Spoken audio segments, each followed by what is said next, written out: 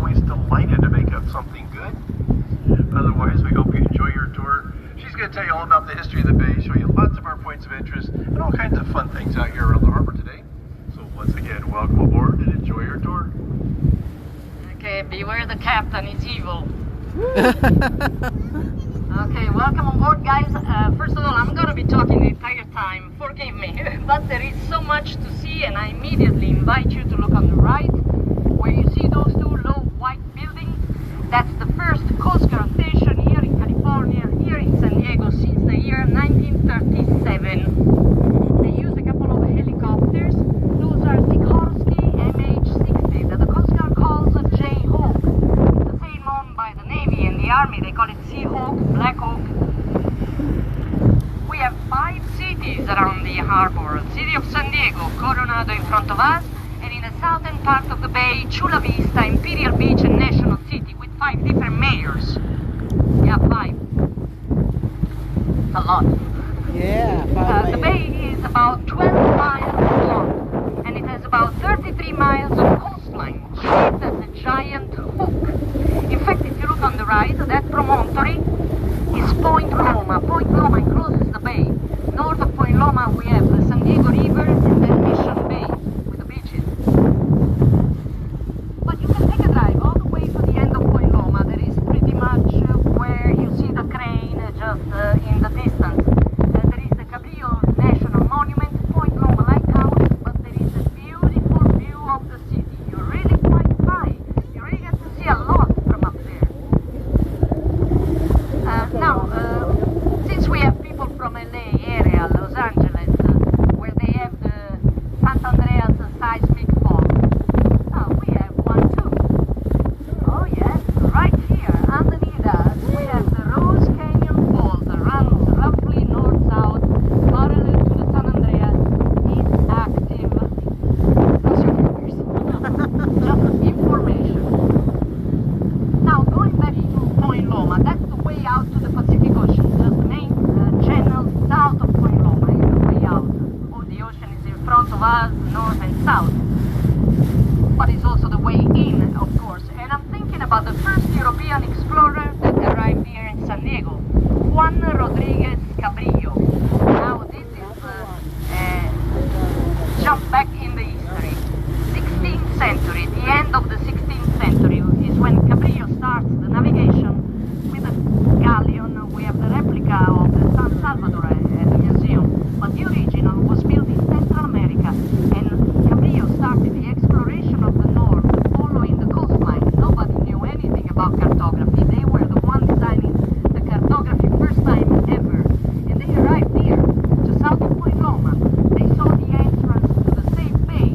They wanted to sail in to discover, but they couldn't because the bay has very shallow waters. The reason is that the San Diego River today is north of Point Loma, straight into the ocean. The estuary is there, into the ocean. But those days, this was the delta of the river. The river was coming from the right, in a location that now we know and call Liberty Station, right here. So the river was bringing in all the sediments, making the bay very shallow. And it stayed like that for 300 years, not navigable. So they rode the boats to explore. Look around, try to imagine the place with no buildings, no boats, no trees, because all the trees that we have here around have been imported from elsewhere. We have a very dry climate here in San Diego. These trees, they need water. We need to water them.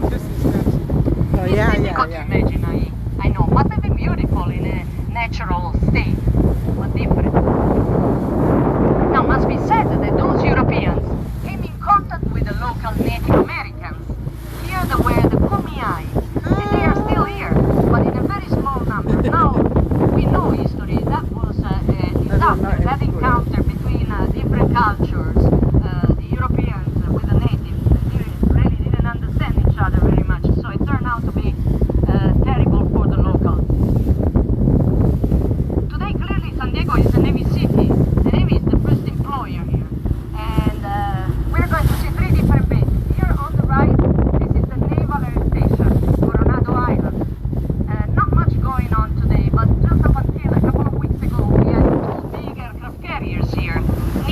class, nuclear powered. Nimitz class has a lifespan of 25 plus 25 years, 50 years total, and these aircraft carriers, Nimitz class, have been built in the beginning of the 80s, so they are almost done. But there are also two runways here. One goes roughly east-west and the other one roughly north-south. If you are up there in Point Loma, you can see the base.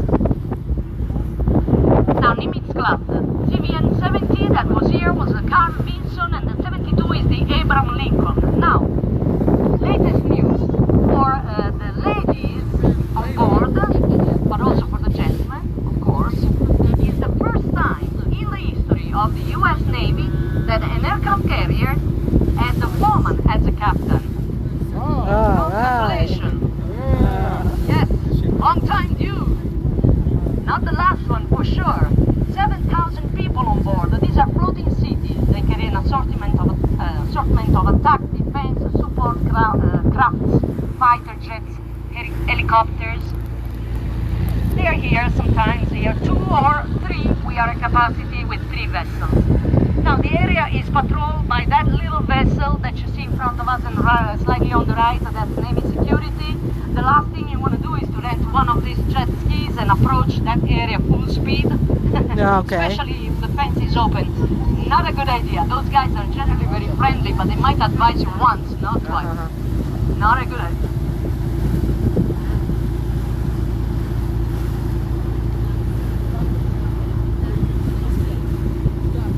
Now, Coronado Island, that's what I said, that's what you hear, but Coronado is not an island. There is a problem here. Coronado is connected to the land, all the way south. There is a narrow strip of land, it's called Silver Strand. So why they call it island? Well, nothing wrong. Actually, right here where you see the red, white and black vessel, right in that location, there used to be a natural canal. It was cutting Coronado in two and was creating the island. Going to the Coronado Bridge. But then the Navy took over the island in the beginning of the 20th century, 1904, 1905. They grew bigger and bigger. They realized that this canal was in the way. They had only a very narrow passage to go back and forth with heavy equipment. So in 1943 they filled the canal and they created a peninsula, but that's why they call it Coronado Island. Also Coronado, out of the 5 cities, is probably where the best taxpayers live. You see the houses?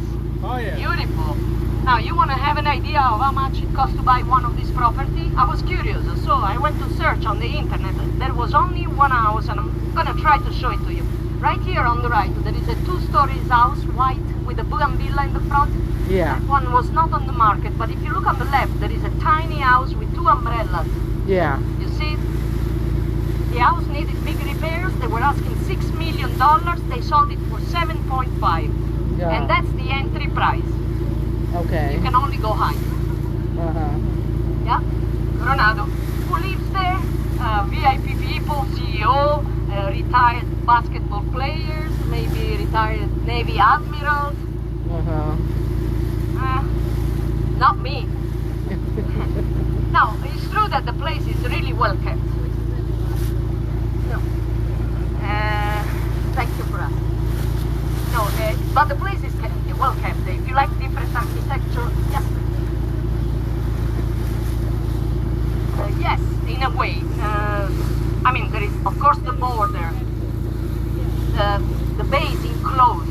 So if you drive all the way south, you arrive to Imperial Beach.